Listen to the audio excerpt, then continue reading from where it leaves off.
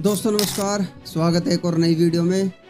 जैसे आप सबको पता है दोस्तों कि ब्रह्मा विष्णु महेश इन तीनों देवताओं को एक एक विभाग का मंत्री बनाया गया है देवी दुर्गा और ब्रह्म काल के द्वारा। लेकिन कुछ लोग हैं जो इस बात को मानने से परहेज करते हैं। वो कहते हैं कि भाई संत रामपाल जी महाराज जी जो है गलत ज्ञान दे रहे हैं, शास्त्रों को तोड़ मरोड़ कर बता रहे हैं। लेकिन आज की वीडियो में हम आपको ये प्रमाण सहित दिखाएंगे और बताएंगे कि ब्रह्मा विष्णु महेश यानी ब्रह्मा जी को सृष्टि रचने का, विष्णु जी को पालन करने का और शिव जी को जो संहार करने का जो कार्य है वो देवी दुर्गा के द्वारा मिला हुआ है। और ये तीनों पद है यानी ब्रह्मा विष्णु महेश ये पद है और इन पदों पर कर्मों के अनुसार अलग अलग आत्माओं को जो है बैठाया जाता है। बहुत बार संत रामपाल जी महाराज जी ने अपने सत्संगों में भी ये प्रमाणित करके बताया है कि ब्रह्मा विष्णु महेश है जो देवता है और तीनों लोकों में एक एक विभाग के मंत्री है।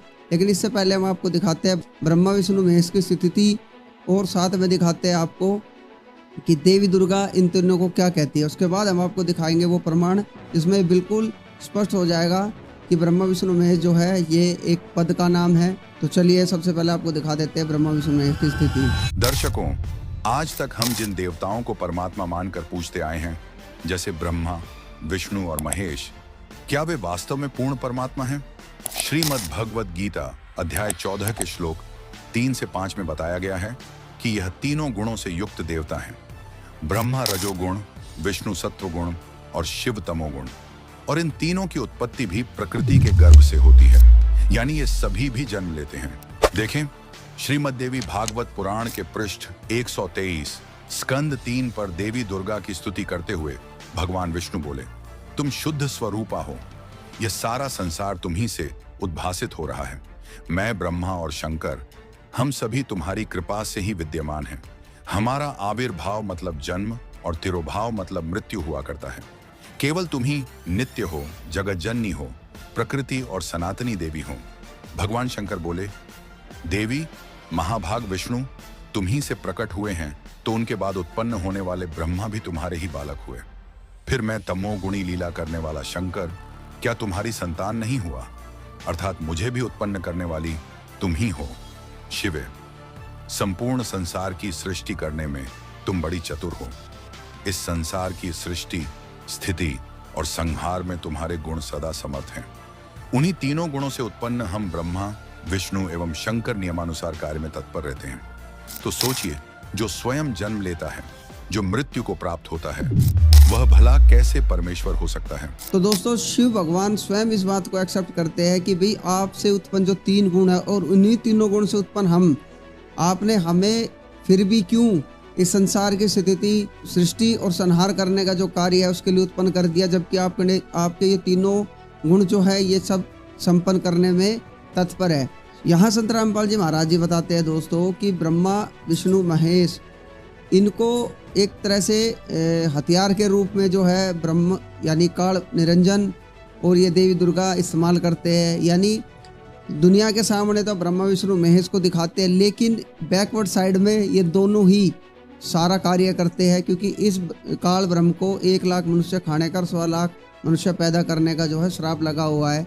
और ये भी अपने आप में एक सवाल है। काफ़ी बार हमने डिबेट भी देखी है कि लोग बाग जो है वो इस बात पे चर्चा करते रहते हैं कि भाई यहाँ डेली मृत्यु होती रहती है, लेकिन फिर भी जो है संख्या जो है जनसंख्या बढ़ती जा रही है। इसका कारण क्या है? तो इसका कारण यही है दोस्तों कि इस काल ब्रह्म को 1 लाख मनुष्य खाने का और 100 लाख मनुष्य जो है पैदा करने का श्राप लगा हुआ है। और इसी कारण से ये इसने ब्रह्मा विष्णु महेश अपने इन 3 पुत्रों को ये नाम दिए है और इन्हीं का नाम धारण ये स्वयं करके सारी लीलाएं करता है। यानी महाविष्णु, महाब्रह्मा और महाशिव, जो कि संत रामपाल जी महाराज जी ने अपनी पवित्र पुस्तक ज्ञान गंगा के अंदर भी एक निर्णायक ज्ञान और एक प्रमाणित ज्ञान दे रखा है दोस्तों। तो जैसे आपने देखा कि अभी स्वयं भगवान शिव जो है इस बात को एक्सेप्ट करते हैं कि भाई आपसे ही हम उत्पन्न हुए हैं और आपने हमें एक कार्य सौंपा है सृष्टि, स्थिति और संहार का।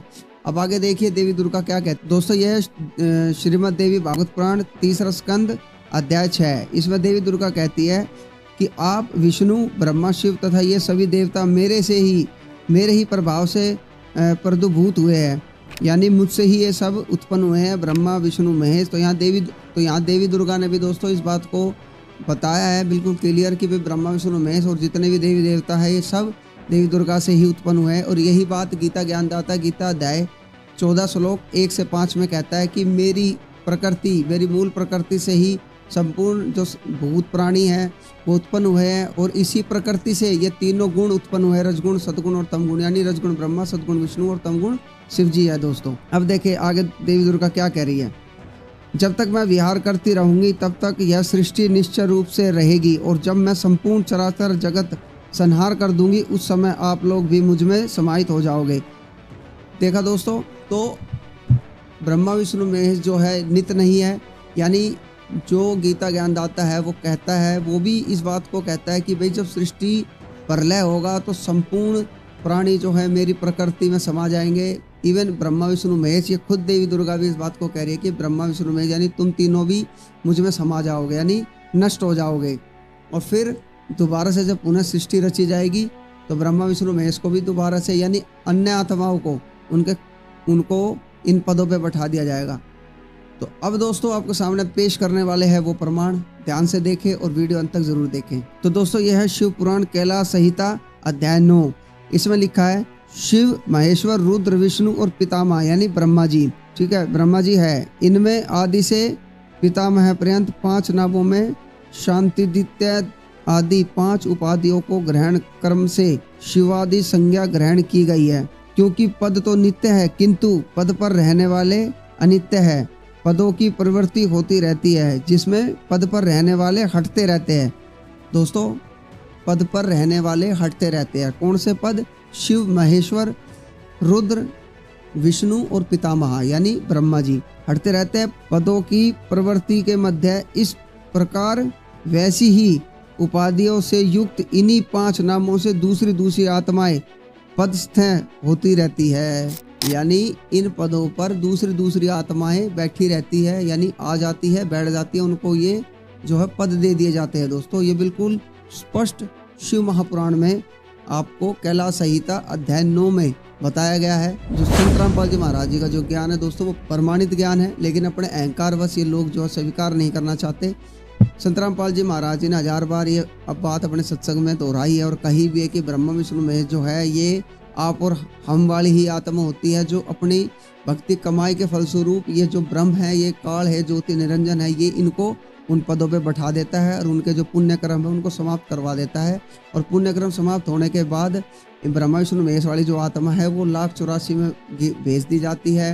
वो स्वर्ग नर्क भी भोगती है। जिस प्रकार हम मनुष्यों की आत्माएं अगर पूर्ण परमात्मा के साथ भक्ति नहीं करते और वो 1,84 में भटकती रहती है, स्वर्ग नर्क में भटकती रहती है, बार बार जन्म मरण होता रहता है, वैसे ही इन ब्रह्मा विष्णु महेश की स्थिति जानो दोस्तों। और ये प्रमाण सहित आज आपको हमने दिखा भी दिया। अब कोई संशय अगर आपके मन में रह जाता है तो ये आपकी ही कमज़ोरी रहेगी। संत रामपाल जी महाराज जी ने किसी तरह की कोई कसर नहीं छोड़ रखी। सारा ज्ञान हमारे वेद शास्त्र गीता से प्रमाणित करके बताया है।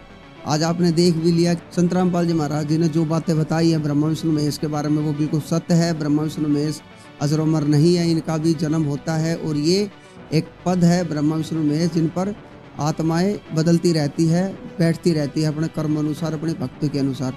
तो दोस्तों ये थी सच्चाई ब्रह्मा विष्णु महेश की। वीडियो अगर आपको पसंद आए तो लाइक करना, चैनल को सब्सक्राइब करना और ज़्यादा से ज़्यादा शेयर करना वीडियो को। दोस्तों मिलते हैं नेक्स्ट वीडियो में, तब तक के लिए धन्यवाद।